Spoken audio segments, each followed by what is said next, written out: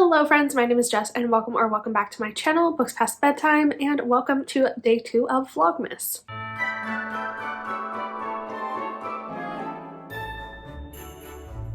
In today's video, we are going to be looking at the best books that I have read in 2022 according to Goodreads. So you've probably seen other people do this trend before where they sort their Goodreads read list by highest average rating and they go through what books they have read that have the highest average rating on Goodreads and see if their reviews match up. I'm going to be doing a little bit of a twist on this. I've made a list that just includes the books that I have read in 2022 and I'm going to be sorting that by the highest rating. I didn't want to look at like everything. I wanted this to be a 2022 themed. Plus I feel like my reading has very much pivoted in 2022, so I don't know. I just wanted to look at what I've read in 2022, so that is the plan. I have my computer here in front of me, so if I'm like looking down at any point, that's what I'm looking at, but I'm just gonna go ahead and go to my list of 2022 reads and sort them by highest average rating. And right off the bat, we have a very controversial entry. The highest rated book that I have read in 2022 is Jade Legacy by Fonda Lee, and I can't even say that I actually read this book because it is one that I DNF'd this year. As you can see, I gave it 1 star, which is very different than the average Goodreads rating of 4.68. I'm sorry.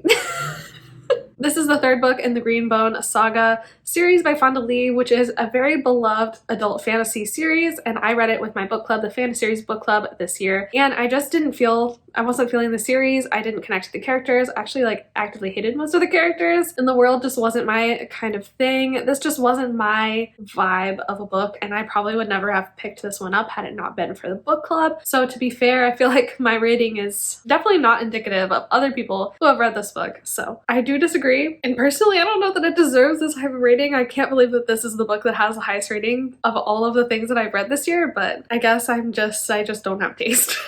Alright, the next 2 books on this list are Heartstopper Volume 4 and Volume 3. Volume 4 has an average rating of 4.66 and Volume 3 has an average rating of 4.62. These very much deserve it. As you can see, I rated both of these books 5 stars. They are favorites all times. Alice Husband Can Do No Wrong. The Heartstopper story, like just a warm hug in a book. It is the best. I love it so much. So definitely not surprised to see these up here and definitely not disappointed to see these up here. The next book on the list is I'm Glad My Mom Died by Jeanette McCurdy. This book has an average rating of 4.62. This was so hyped this year. Everyone read it and everyone loved it, as you can see by the average Goodreads rating, and I was no different. I absolutely loved this memoir by Jeanette McCurdy as well. I think it deserves 5 stars. It deserves its high rating. It is so poignant and so emotional and just well written and well said, and I'm so glad she like finally was able to tell her story. She's doing great things. I loved this book. Next on the list is another controversial one. That is A Court of Mist and Fury. I can't believe that this is so highly rated. I shouldn't be surprised because the Book Talk girlies have so much power, but this book has an average rating of 4.62, which is frankly insane.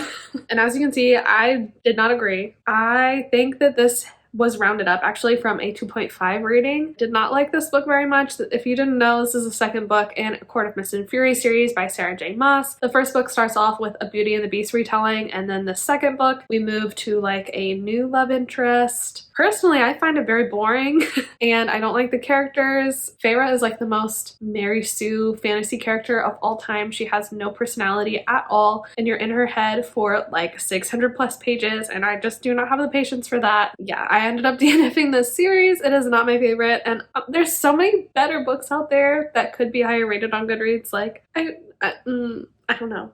I feel weird about that one being so high up. Next on my list though, one of my favorite books of the year is Moth by Lily Mayne. This is the 5th book in her Monstrous series and it follows a half monster and a human falling in love. Lovely and beautiful and wonderful, and I loved it so much I read it twice.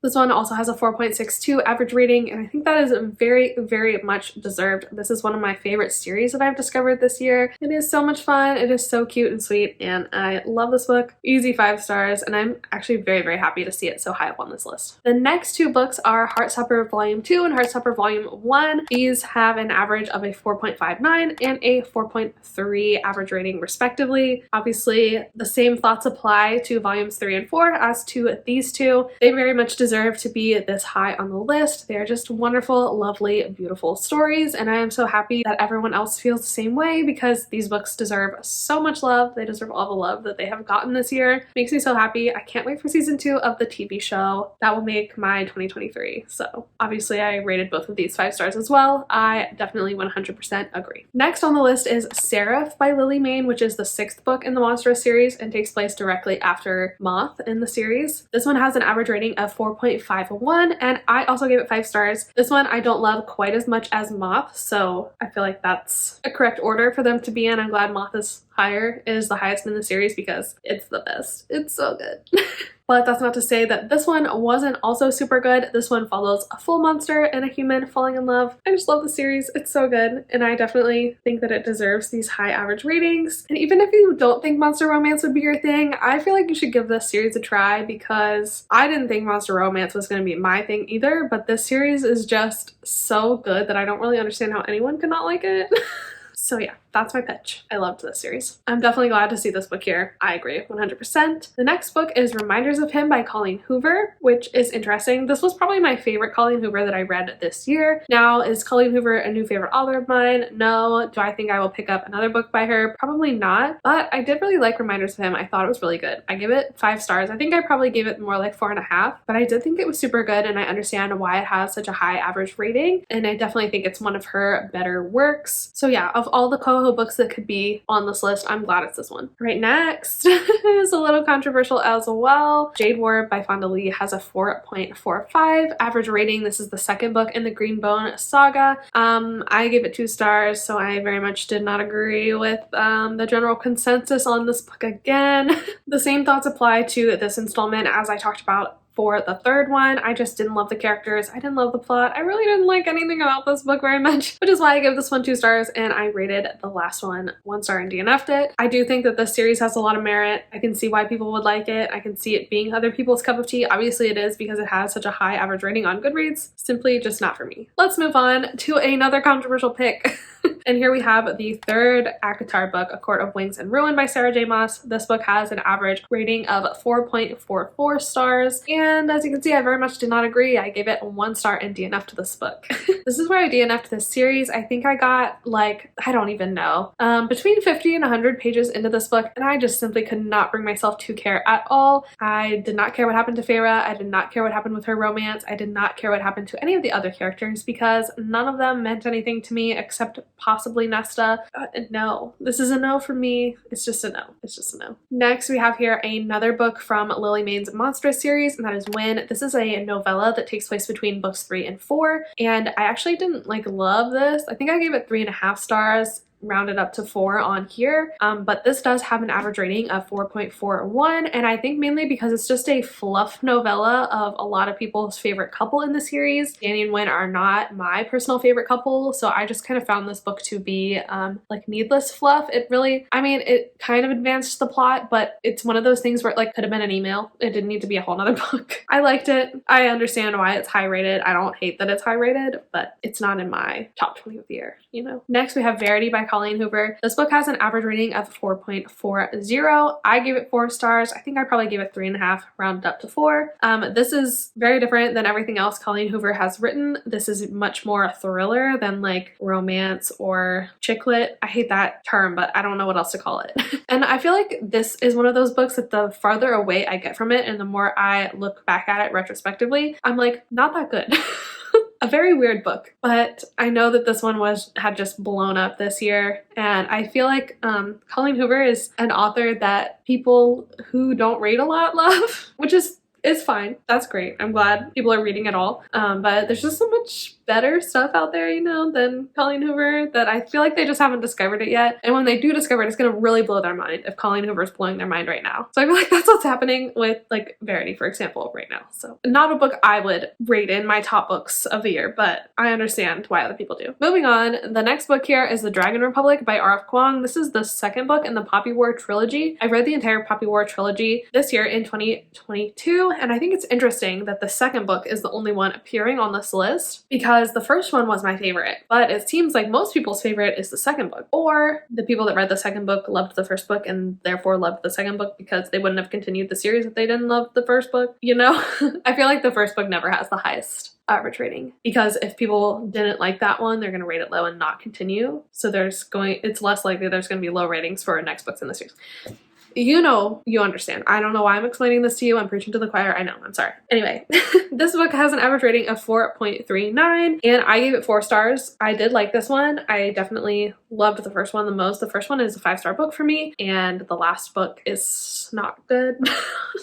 So I understand why it's not higher rated than the Dragon Republic, but I don't think the Dragon Republic is the strongest book in this series. I think it kind of lost its way a bit, but I do like it. I understand why it's so high rated. This is just like an incredible series that's so different than anything else that's out there right now. Yeah, I think it's justified in it being this highly rated. Next book on the list is Gloam by Lily Mayne. This is the 4th book in her Monstrous series, and this is actually my personal least favorite book, so I'm kind of sad that it ranks higher than some of the other books in the series. It has an average rating of 4.37, and this one again follows a full monster and a human falling in love. There's a whole like kidnapping captivity plotline in this one, as well as like a cult plotline in this one, which you would think would be very fun and exciting, but in this book they literally just travel across the plains for like 300 pages and talk every once in a while, and that's all that happens for like a really long time in this book. So this book takes slow burn to a new level, and I'm not really sure why so many people liked this one more than others in the series. It's like a 3.5 rounded up to a 4-star for me, so I don't know. I think it's interesting that this one is on here. The next book is It Ends With Us by Colleen Hoover. I am not shocked to see this one here. I was kind of expecting it. This one took the world by storm this year. I read it in like February. I definitely think this is very overhyped. I feel like it has an important story to tell about domestic violence, and it's pretty heavy and it has some good things to say, but the writing is very subpar. The writing is not good. I hated the letters in this book, and I hated the weird stylistic choices in this book, and also the characters themselves. Very cringy. The dialogue was so weird and so unrealistic in so many parts, and I really do not think that this book deserves the average rating of 4.36 that it has. There are just so many better books out there, and so many better books out there that tackle the same subject matter. Like, I understand why this book is so highly rated. It's very accessible to people, and it was very hyped this year, but I don't think it deserves this high of a rating. I'm sorry.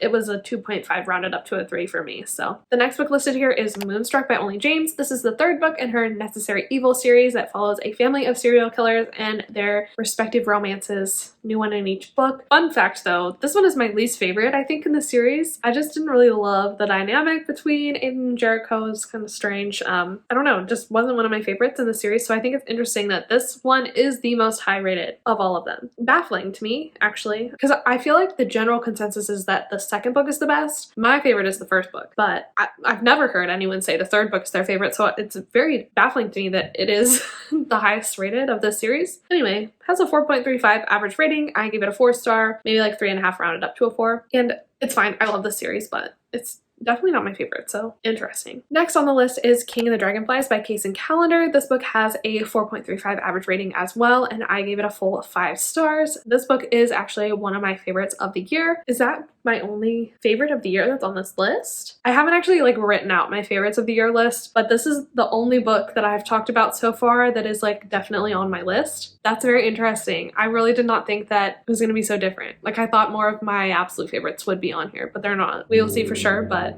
that's crazy. Obviously, no, Moth is as well. So 2 of 20. That's kind of crazy. Anyway, King and the Dragonflies is a middle grade following a queer boy as he kind of like comes of age and also deals with grief. So powerful. I read this in a 24-hour readathon and bawled my eyes out. It is so emotional, so beautifully written, and so good. There's just something about a queer middle grade that just hits me where it hurts.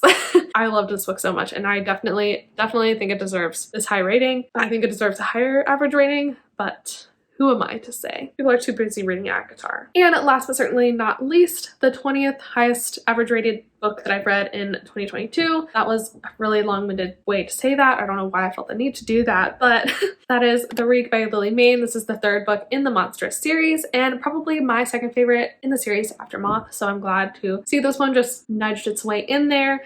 This book has an average rating of 4.34 and I gave it 5 stars. This is like a 6-star book for me. It's so good. Yeah, I loved it. All right, and those were the 20 highest rated books that I have read in 2022 according to Goodreads. In conclusion, I'm definitely surprised that not more of my absolute favorites of the year were in this list. I'm kind of disappointed by that too. Obviously, Heartstopper is one of my favorite series, but it was a reread for me this year, so I don't feel like it's not like a new favorite. It doesn't count in the same way that new favorites count in my head, if that makes sense. There was definitely a lot more books that I rated really lowly than I expected. I should have known that the Greenbone Saga and the ACOTAR books would be up there because those were definitely my 2 least favorite series that I've read this year, and I should have known. I should have known that they would come up in this video, but it is what it is. I feel like for the most part, I tended to agree with the highest average rating. Most of the books on this list I rated either 5 stars, but there were definitely quite a few that I DNF'd. There's 2 books that I DNF'd on this list and a couple more that I gave like less than 3-star ratings to, which I think is super interesting. So I definitely need to remember that when I go into like a really popular book, because a lot of times if a book has a lower average rating on Goodreads, I'm like, oh, I probably won't like that. But I don't even like the highest rated books that I read, so that's such a bad metric to judge books on, so I need to stop doing that. So this was a good reminder for that going into next year. But yeah, I think I have talked enough about this, and definitely stay tuned and subscribe to my channel. I'm going to be doing the flip side of this video tomorrow. I'm gonna get ready to film it right now, so I will be in the same outfit, but I am going to be looking at the lowest rated books that I have read in 2022 according to Goodreads. So if you're interested in that, definitely subscribe, stick around. If you liked this video, give it a like, and if you made it all the way to the end, please comment a Christmas tree emoji like in every VLOGMAS video. That's going to be the emoji to comment. So also, you can find all my links in the description. If you want to follow me on Goodreads or Instagram or anything like that, you can do so down below. And I believe that is all from me today. So thank you so much for watching this video, and I will see you tomorrow in the next one. Bye.